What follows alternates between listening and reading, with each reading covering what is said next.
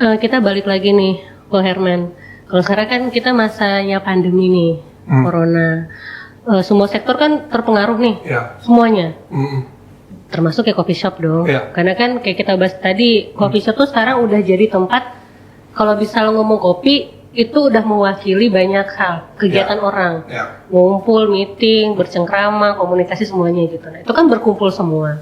Ini kan menurut Ko Herman, seberapa sih impact-nya si corona ini dengan bisnis coffee shop ini? Impact-nya besar loh. Apakah sehingga ada peperangan harga gitu? Bukan, dibuktikan dari pengambilan bahannya. Jadi kan saya jual bahan sehari-harinya. Contoh jual gula aren, karamel, vanilla, hazelnut, coklat, green tea, bla bla bla.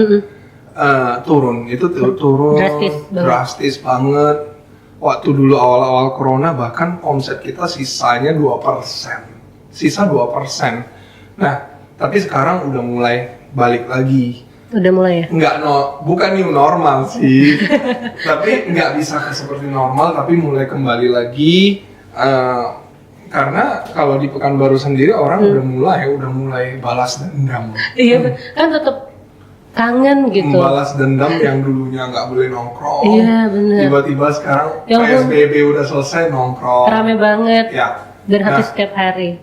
Nah kalau dulu waktu corona awal-awal waktu Maret ya, waktu Maret itu saya selalu sarankan orang untuk kalau kopinya harus bisa datang ke customernya. Jadi kadang mereka mau buat GoFood, Grab kan lama, jadi harus ada armada delivery sendiri. Nah sekarang ada yang berkelanjutan loh, corona udah lewat, bisnisnya tetap jalan. Tetap ada armada delivery sendiri. Nah biasanya yang di delivery itu macam-macam ya, tapi umumnya es kopi susu gula aren.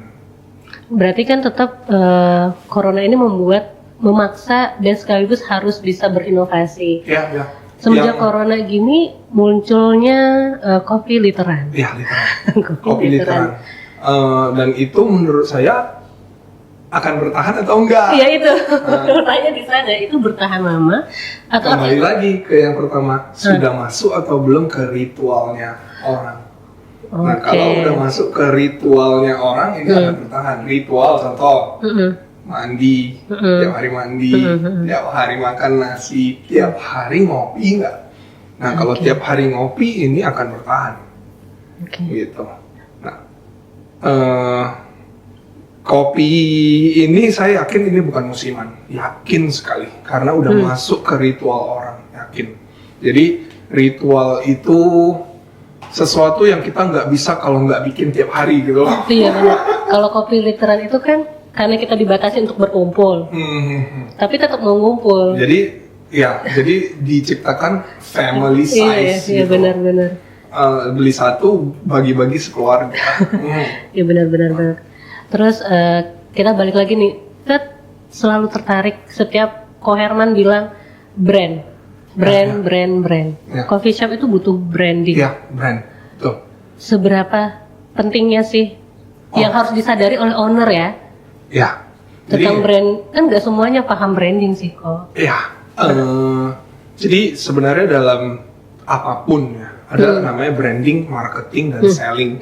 Jadi kalau biasanya orang marketing tuh dia akan ngomong persebaran produk, siapa aja sih yang pakai, cabang aku udah berapa, negara mana yang pakai produkku, contoh begitu ya, atau asal bahan bakunya dari mana, itu marketing. Orang selling itu biasanya 5 hal sih. Diskon, baru, cashback, cicilan, dan hadiah. Nah kalau orang jual kopi dengan 5 ini, baru, cashback, cicilan, hadiah, sama diskon, berarti dia seorang salesman. Nah kalau orang branding itu, yang dia utamakan tuh persepsi. Jadi ketika minum kopiku, ketika beli kopi aku, kamu jadi apa? Nah, biasanya orang branding itu nggak pernah self-claim. Self-claim itu contoh, kopi kami the best in town. Nah, itu self-claim. Biasanya orang branding itu bikin packaging, katakan packaging ya. Packaging. Dia tujuan dia bikin packaging ini untuk kamu loh, bukan untuk saya gitu loh. Jadi aku bikin ini untuk kamu. Ketika kamu pegang ini, kamu jadi apa? Nah, kalau orang yang tidak paham branding, dia akan self claim the best in town. Kita bangun untuk minum ini gitu, contoh ya. Itu yang kata-kata di Google sering kan. Itu self claim. Jadi yang menentukan kopi kita enak atau enggak, customer. Oh iya benar sih. Jadi yang menentukan produk kita layak di share atau enggak, customer. Jadi jangan terpengaruh sama yang begini loh. Ada penjual nih, penjual yang bilang karamelku lebih enak, green tea ku lebih enak, ini ku lebih enak. Bukan dia yang menentukan, customer. Jadi sebelum jual apa-apa ya kita harus riset dulu, mungkin panggil beberapa orang untuk cicip. Karena yang menentukan enak atau enggak bukan kita, bukan penjual bahan baku, bukan bahkan Q-grader. Q-grader itu ahli cicip kopi, yang menentukan produk kita enak atau enggak customer. Gitu. Kalau semua ada di tangan customer, berarti itu masuk ke dalam ya udah nempel, brandnya nempel, kemudian rasanya nempel. Gimana caranya menurut Ko Herman? Gimana caranya untuk memasukkan satu brand coffee shop lah kita bilang itu di pikiran customer? Cara biar masuk evoke list dong ya kan. Maksudnya evoke list itu biar masuk ke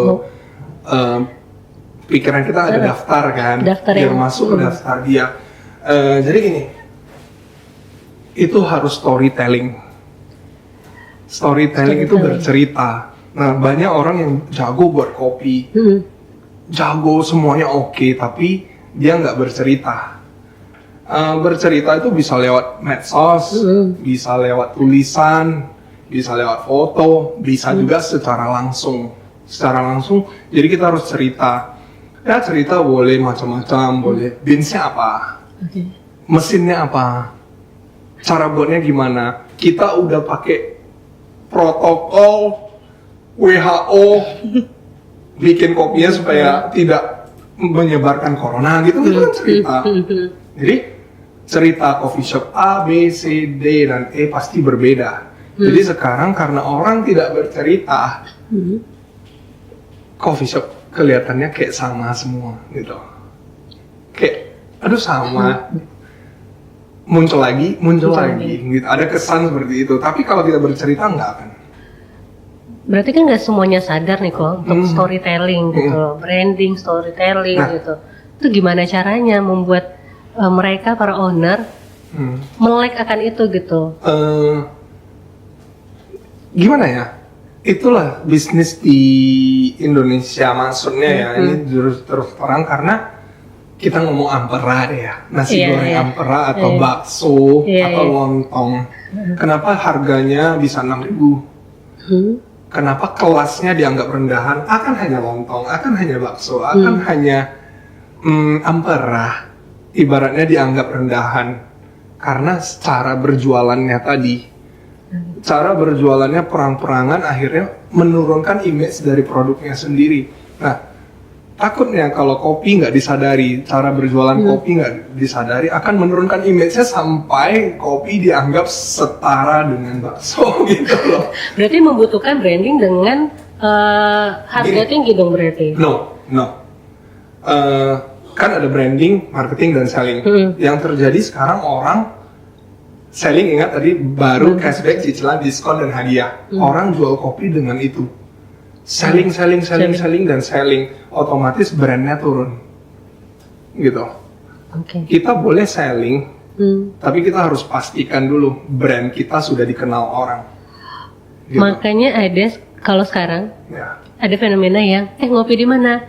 Itu di jalan ini. Bukan nama brand coffee shopnya yang disebut, tapi nama jalannya.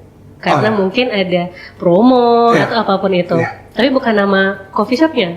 Di jalan itu dekat simpang ini. Ada promo. Ada promo, nah, bener. Bahaya loh, promo keseringan bahaya. Kenapa?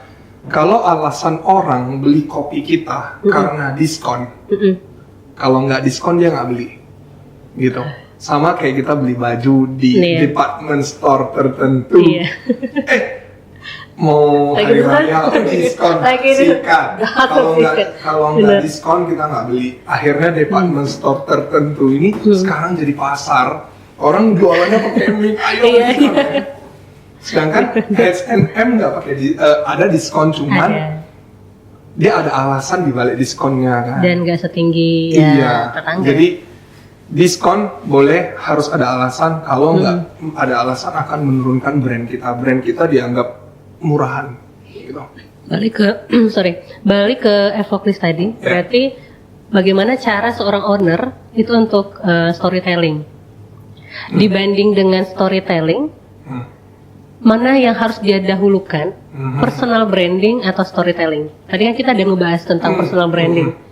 Yang mana didahulukan? Kok? Personal branding. Personal branding. Iya, karena personal branding ini, personal branding itu kayak apa ya bahasa Indonesianya ya? Amal perbuatannya lah ya. Dia dikenal sebagai apa? Orang itu awal dari semuanya. Kalau personal brandingnya buruk, bisnisnya buruk. Kalau misalnya si owner ini tidak cukup oke untuk melakukan personal branding, dia bisa pakai orang lain, baristanya dikasih personal branding. Oke. Jadi ibaratnya kalau bisnis kalau udah berjalan nih, kita harus tanya, harus riset ke customer. Aku harus lihat situ. Jadi riset aja ke customer minimal 5 orang. Tanya aja alasan mereka beli kopi kita karena apa. Macam-macam sih alasan orang beli kopi kita, karena ada yang karena tempatnya, ada yang karena baristanya, ada yang karena memang rasanya, ada yang karena ada live musik gitu contohnya. Jadi contoh alasan dia beli kopi kita karena baristanya artisan nih. Ya kita harus bikin barista kita seterkenal mungkin, karena udah jelas orang beli kopinya karena dia gitu loh.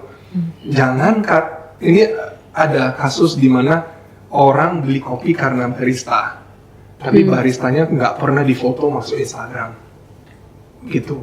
Si barista ini, aku nanya ke orang, si customernya bilang, oh si ini ya minimal sehari bisa tarik 20 orang. Ya, tapi si ini nih nggak pernah dikasih panggung gitu.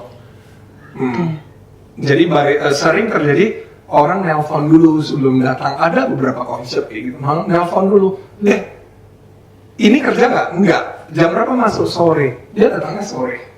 Gitu. Berarti kesadaran owner juga penting akan bisnis dia. Iya. Oke. Contoh kalau misalnya alasan orang beli kopinya karena tempatnya nyaman, ya dia harus branding tempatnya, gitu. Branding tempatnya, oke, tempat kita ini kenapa nyaman. Jadi tempatnya dibuat seterkenal mungkin. Nah, terus banyak orang yang salah di situ. Dia nggak tahu alasan orang beli kopinya karena apa. Jadi strateginya salah gitu. Oke, setelah aduh, seret nih kayaknya. Ini kopi susu buatan orang belakang. Bosku. Ayo. Nah, kalau misal tadi udah masuk Evoclis, kita bahas ketika udah masuk Evoclis, misal contoh nih, dia mau beli baju. Gini, Evoclis, aku kayak belum jawab lengkap ya. Iya, benar. Evoclis itu dibangun oleh customer experience. Customer experience itu bisa macam-macam loh. Dari rasa, dari suasana. Aku ingat pertama aku ke Jogja. Customer experience itu terbentuk bisa kok waktu kita ke toilet, jalan, toilet gini ya kan. Itu customer experience. Jadi customer experience itu kumpulan dari pengalaman-pengalaman yang akan buat orang ini balik lagi atau enggak gitu loh. Pertama dari senyum, masuk coffee shopnya. Contoh seorang perokok, masuk ke tempat yang nggak boleh merokok, customer experience-nya terganggu. Iya benar. Dan sebaliknya. Misalnya aku bukan rokok, aku masuk ke tempat yang banyak asap rokok, customer experience terganggu. Makanya itu jangan jual kopi ke semua orang. Iya benar. Oke. Kalau perokok boleh merokok, misalnya tempatnya boleh merokok, kamu nggak merokok nggak usah. gitu. Harus pilih gitu loh. Nggak bisa semua ya? Nggak bisa semua. Nah itu perlu disadari. Namanya maruk. Ya itu mau maruk ya. Oke, setelah evaluasi tadi nih. Paling penting itu kan dari storytelling. Bagaimana seorang owner itu paham dan sadar akan bisnisnya sendiri. Benar nggak sih kok? Bagaimana caranya untuk masuk ke top of mind? Suatu brand itu kan udah sukses. Itu kan kalau udah masuk ke top of mind seseorang gitu, itu kan udah sukses nih. Bukan hanya soal berapa sih yang omset lo dalam sekian lama gitu, bukan kan? Tapi bagaimana bisa tetap bertahan di mindnya orang gitu. Nah ya, jadi nomor top of mind itu kan nomor 1 di pikiran orang. Iya benar. Nah, jadi sebenarnya harus pastikan dulu. Ini kita bahasnya yang UKM ya, yang UKM, brand besar ya. Sebelum orang pakai, sebelum orang minum kopi kita harus pastikan dulu kita sendiri minum kopi kita, keluarga sendiri minum kopi kita, orang-orang sekitar minum kopi kita. Gak akan mungkin bisa jadi top of mind kalau keluarga sendiri aja nggak mau minum kopi kita, gitu loh. Diri sendiri bahkan tidak minum kopinya, gitu loh. Jadi kalau mau jadi top of mind harus diri sendiri, keluarga, orang-orang terdekat mau pakai produk kita dan produk kita dianggap nomor 1 nih di pikiran mereka, baru kita bisa. Ya sama kalau misalnya kayak mau ngopinya kemana? Ke ini gitu, ke produk yang ini gitu. Nah, terus gini, misalnya kalau udah jadi top of mind nih, contoh, boleh sebut merek? Boleh top of mind. Ada kok yang udah jadi top of mind. Di Pekanbaru, omsetnya lumayan lah, ngeri bahkan ya. Nah, bukan berarti memenangkan persaingan itu harus banyak-banyakan duit, enggak. Jadi contoh, si coffee shop ini kita ngomong coffee shop A deh ya. Dia dianggap kompetitornya itu Starbucks. Di pikiran customer, kompetitornya itu Starbucks. Itu bukan berarti memenangkan persaingan tuh dia harus punya uang lebih banyak dari Starbucks. Enggak. Dengan memenangkan pikiran orang, dengan orang memikirkan kalau coffee shopnya itu lebih baik dari Starbucks, dia udah menang. Gitu. Jadi tidak selamanya menang persaingan, menang uang, menang pikiran customer. Udah menang. Karena kita nggak akan mungkin punya uang lebih banyak daripada Starbucks. Boleh sebut? Tapi gitu. Gitu. Oke, kan ini kita ngebahas tentang kebut-kebutan coffee shop. Karena ini bener-bener satu bikin coffee shop ya sepanjang jalan kenangan itu banyak coffee shop. Gitu. Sekarang pun retail, sebut saja yang berbaju biru dan baju merah. Oke.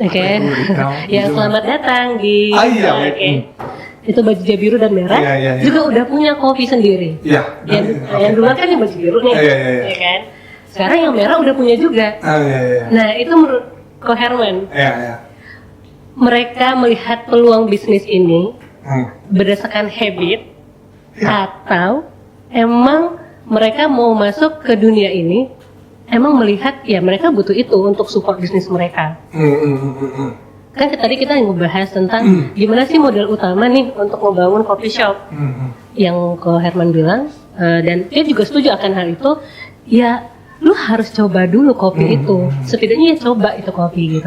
Belajar cicip kopi. Belajar cicip kopi. Nggak harus expert sih. Cuman ya belajar cicip kopi. Supaya kita tahu ada tujuan aku di mana, apa sih, asam apa sih gitu. Setidaknya jadi coba gitu. Nah ini kan sekarang ini kita keluar dari yang si baju biru dan baju merah nih. Kan yang awal tuh baju biru ya. Kalau yang di Pekanbaru ya, yang saya bilang ini kita ngebahas di Pekanbaru. Udah cukup terkenal, sekarang di baju merah udah launching juga. Nah itu menurut Ko Herman gimana tuh? Dia masuk ke persaingan coffee shop UKM kita atau dia punya segmen tersendiri? Semua orang punya segmennya sendiri. Jadi itu akan mempengaruhi nggak sih kok? Pasti.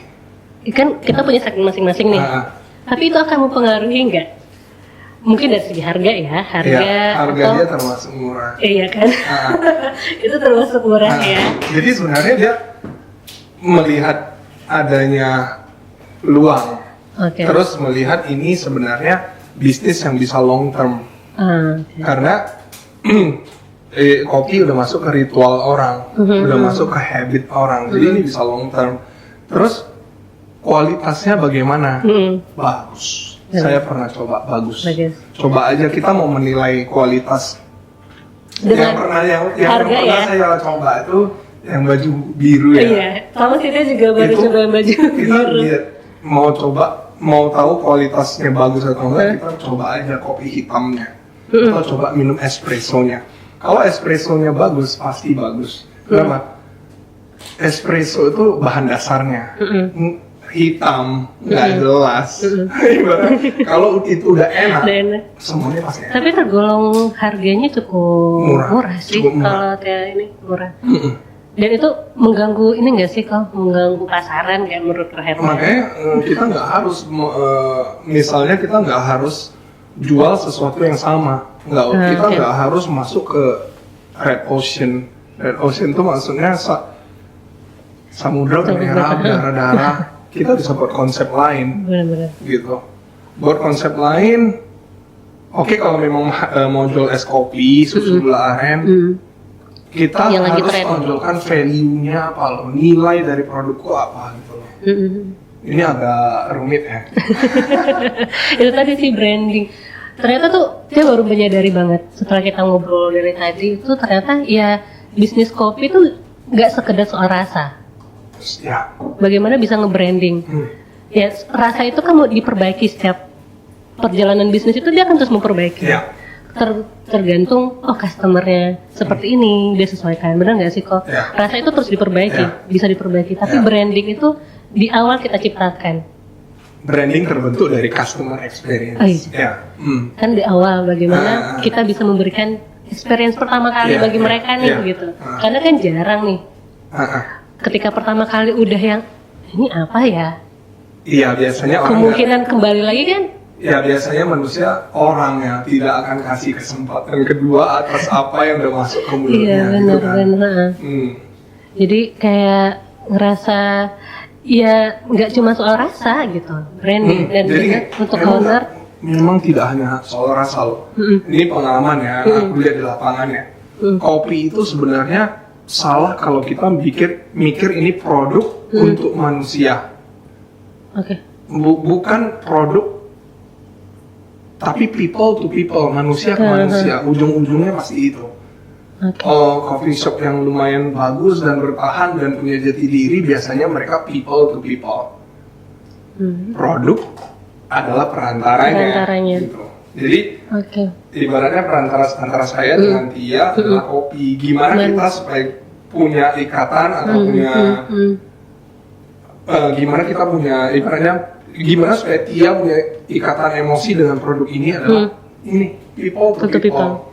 Nah, kalau salah kalau owner yang merasa autopilot, produk for people satunya lagi dia nggak pikirin. Jadi ibaratnya nanti orang merasa aku nih kok ibaratnya korban dari korporat gede gitu loh. Iya. Jadi sebenarnya bisnis kopi lebih bagus people to people. Harus ada kesan itu. Harus ada kesan aku beli dari orang gitu loh. Bukan aku beli dari brand. Aku beli dari orang gitu. Oke, kita balik lagi nih kok. Bahas apa lagi ya? Sebenarnya banyak ya kalau kita ngebahas kopi tuh. Banyak. Seharian bisa ngobrol aja nih. Biar selesai. Oke, kita bahas tentang ini deh, coffee shop di lokal. Ini kan kita di Pekanbaru. Gimana caranya coffee shop lokal itu untuk tetap eksis di antara brand-brand besar lainnya? Ini kan kita tetap harus support UKM ya. Nah, bagaimana gitu caranya mereka untuk tetap eksis? Ya, ini kita ngomong, kita anggaplah semua kopi udah punya kualitas yang sama baiknya benar-benar. Karena UKM juga pasti dia berusaha bikin produk yang sebaik mungkin tiap harinya. Nah, katakan kalau memang semuanya udah bagus, intinya gini, kalau dalam bisnis kopi, kita harus jadi remarkable. Remarkable itu layak untuk dibicarakan. Yes. Remarkable itu artinya layak untuk dicatat dalam pikiran. Remarkable itu bisa dibilang noteworthy. Noteworthy itu layak untuk dicatat, layak untuk dibicarakan. Lawan dari remarkable itu invincible. Invincible itu kayak bosan, nggak kelihatan. Jadi kalau kita mau bisnisnya bertahan, kita harus remarkable. Remarkable itu harus unik. Jangan melulu soal produk dan packaging.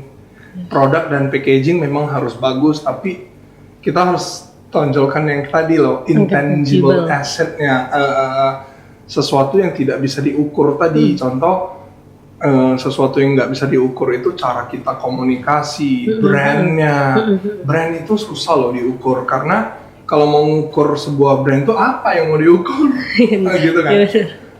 Tapi tangible yang bisa diukur itu sebaiknya jangan terlalu ditonjolkan. Kita tonjolkan aja yang nggak bisa diukur. Jadi kalau misalnya kita tonjolin contoh satu, human interaction atau hubungan antara customer dengan baristanya, orang nggak akan bisa tiru itu. Hanya si A punya gayanya si A gitu loh, si B punya gayanya si B gitu. Menurut saya ya. Dan berarti kalau misalnya kita kan tadi ada pembahasan intangible dan tangible gitu. Porsi mana tadi seperti yang Ko Herman bilang, intangible dulu nih yang ditonjolin. Nah itu gimana sih membangun kesadaran untuk para owner? Kadang kan sekarang tuh kayak tadi yang kita bahas di awal, kalau buat coffee shop, banyak duit nih orang nih, gitu kan?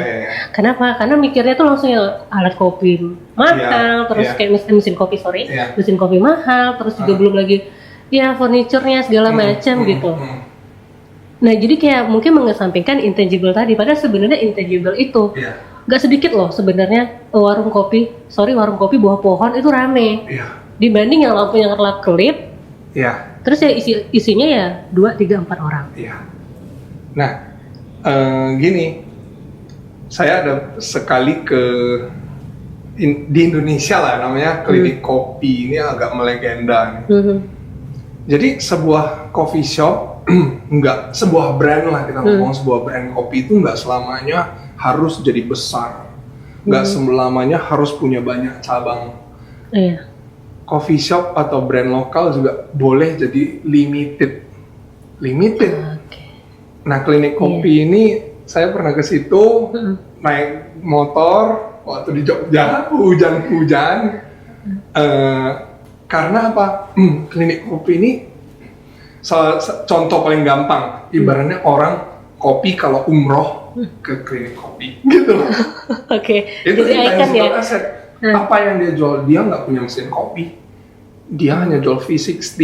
Tapi karena dia limited, orang dari negara manapun ke situ hanya untuk lihat intangible tadi loh. Intangible tuh nggak bisa diukur, nggak ada yang bisa kita ukur. Terus akan aneh kalau coffee shop yang model-model kayak klinik kopi punya cabang, aneh, gitu, agak aneh. Jadi sebenarnya kita boleh pilih, aku mau jadi gede atau mau jadi limited. Balik lagi ya, tujuannya mau apa gitu kan Ko? Kalau saya pribadi nih lebih milih limited. Jadi limited. Kalau ke Pekanbaru orang kopi umrohnya kemana gitu loh ibaratnya. Belum dibilang ngopi kalau nggak kesini gitu ya. Kalau yang berhasil itu contoh klinik kopi, saya suka hujan-hujan ke situ, belum dibukain pintu, itu customer experience-nya kan dapat. Kalau di Pekanbaru, jangan sebut brand deh, lokasi aja. Lokasi di Pekanbaru. Di Pekanbaru. Coffee shop yang menurut Ko Herman. Ada. Lokasinya aja, nggak usah sebut brandnya. Yang ibaratnya di Pekanbaru jujur aja. Jangan 1 deh, 3. 3 ya. 3. biar nggak ada kecemburuan. Waduh, ini agak susah. Agak susah. Oke, kalau gitu 2 deh, 2. Bentar. Aku pikir ya. Ada yang satu di bawah jembatan. Oke. 1. Ya. Customer experience tuh dibangun waktu kapan? Waktu kita antri rame. Waktu ngantri orang udah mulai foto-foto gitu. Iya. Itu satu. Yang kedua. Apalagi ya? Wah, ini agak susah nih. Yang menarik. Mana ya? Kalau 1 berarti 1 aja nih? Atau belum ada yang pilihan lain menurut Kang Herman? Bentar, aku ingat ya. Ini nanti kita cut.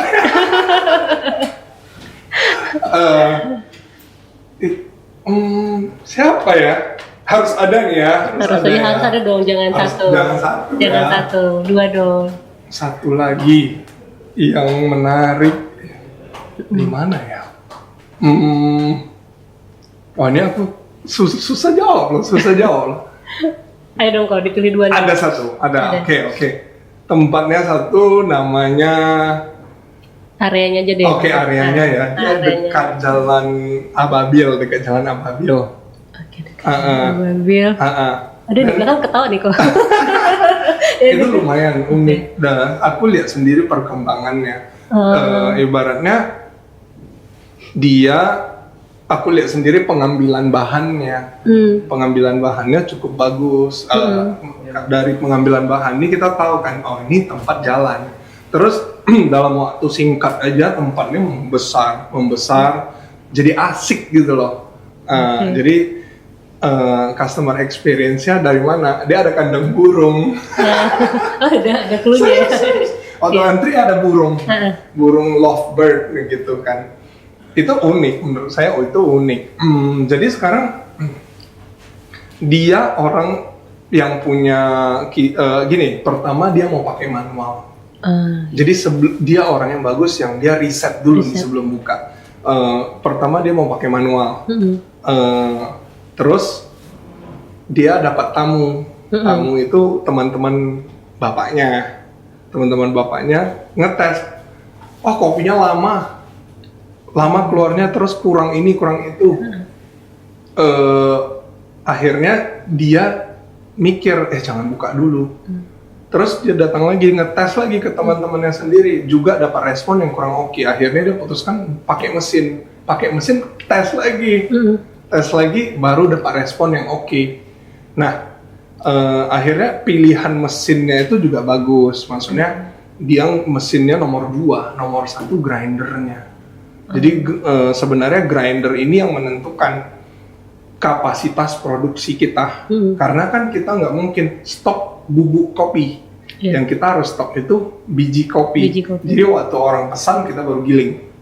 Grind to order namanya. Nah, grindernya itu bisa giling kopi ya sekitar 5 detik untuk 2 shot. 5 detik only. Dan mesinnya kecil aja. Mahal? Enggak. Standar lah harganya. Cuma grindernya yang mahal gitu loh. Jadi kalau dia mau bikin 100 cup singkat karena giling 5 detik, temping, pasang, giling lagi, udah selesai, rotasi terus. Nah, akhirnya dia sendiri yang buktikan dengan mesin kecil seperti ini, dia dapat event nih, contoh 300 cup. Kemarin dia sebelum event ngomong dulu, kira-kira bisa nggak aku 300 cup dalam 2 jam? Aku bilang bisa, grindermu cup, mumpuni. Jadi sebenarnya ini insight juga ya buat yang mau buka coffee shop, utamakan grinder. Bukan yang paling penting bukan mesin kopi, bukan alat peras kopinya, tapi grinder. Karena kenapa grinder paling penting? Kalau grindernya cepat, konsisten, kita bisa hasilkan kopi yang cepat dan enak, gitu. Tadi kita ngebahas tentang alat nih, kan ngebahas tadi mesin kopi, grinder segala macam. Nah untuk Tribuners di Pekanbaru, ini sebutannya Tribuners. Nah di Pekanbaru, Ko Herman kan juga ada di Tovin Riau nih. Tovin ya. Bisa jelasin nggak sih kok? Tovin. Tentang Tovin, dan ini kan soal alat-alat untuk kopi nih. Gitu. Kadang kan masyarakat kita yang mau mulai seperti tadi Tia bilang, tidak semuanya owner itu basicnya mereka ngerti kopi, tahu biji kopi, tahu caranya, bahkan penikmat kopi. Tidak semuanya, tapi mereka punya modal. Nah, mereka punya modal dan mereka mau masuk ke peluang bisnis ini gitu. Nah, yang paling mereka bingungkan adalah kan mencari alat nih. Mereka butuh tempat sharing untuk menemukan. Iya. Tovin kan salah satunya nih. Boleh cerita nggak? Nah, jadi Tovin ini saya di Tovin Riau. Jadi Riau cakupannya itu Riau. Berarti emang cakupannya Riau atau memang namanya? Dan sekitarnya. Kita dibagi per daerah. Riau, Sumatera Barat, sampai Jambi, sampai Kepulauan Riau. Baru kemarin saya ada buka pasar di situ. Nah, Tovin Riau ini tempat supplier mesin kopi, bahan dan alat. Jadi mesin kopi itu macam-macam. Kalau bahan itu umumnya 5 aja sih bahan untuk buat kopi. Jadi powder, sirup, saus, biji kopi, dan satu lagi susu dong, susu fresh milk atau UHT ya kalau tergantung. Jadi kalau alat itu ya aksesoris, contoh alat manual brew, aksesoris baristanya. Nah, banyak owner yang saya selalu sarankan kalau owner-owner yang punya modal, kan mereka beli mesin. Saya selalu sarankan, saya saran yang di training itu jangan karyawan, tapi owner. Kenapa? Karena waktu beli mesin kan kita harus kasih free training. Free training itu 3 hari biasanya. Oh, ada free trainingnya ya, free training itu biasanya cara pakai mesin, perawatan, semuanya deh. Nggak saran kalau yang di training karyawan, karena kalau karyawan di training hari ini belum tentu besok masih kerja kan. Jangan-jangan bangun coffee shop baru.